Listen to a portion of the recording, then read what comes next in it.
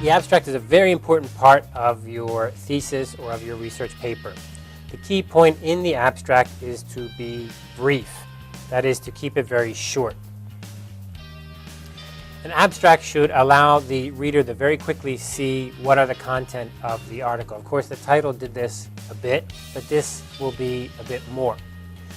A well-prepared abstract can be the most important single paragraph in an article.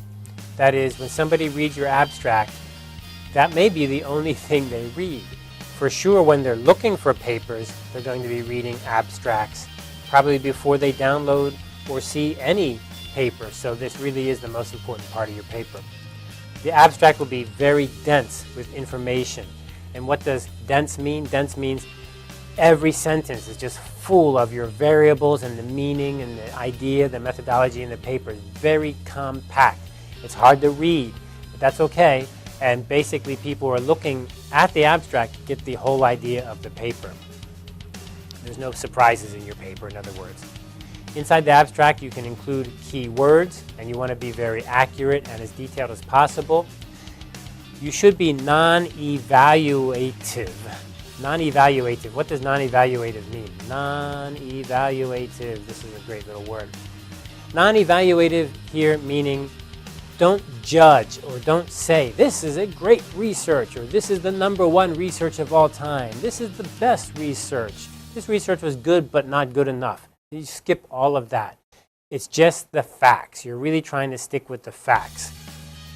So you want to emphasize keeping the paper readable, keeping the paper easy to understand, and in the abstract, exactly the same idea.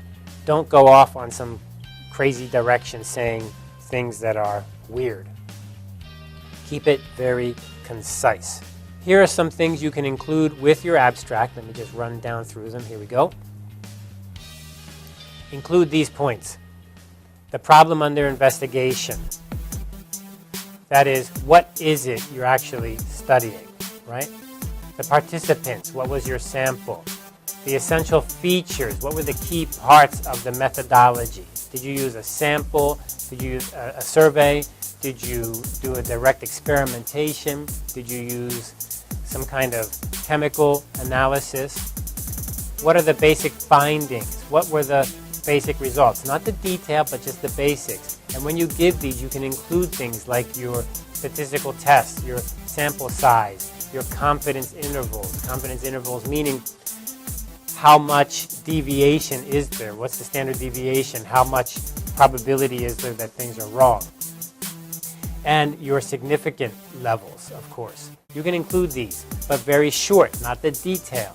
And of course, you can come up with your conclusion and your implications.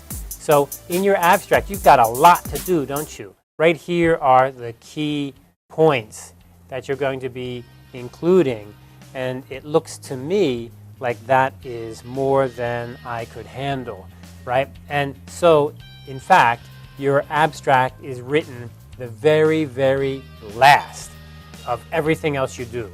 After your thesis is completely done, packaged up, and all finished, then you begin writing an abstract. And it can take many days to write a good abstract because you really do need to focus. You really do need to get it dense, really squash down your whole thesis down to just this short space.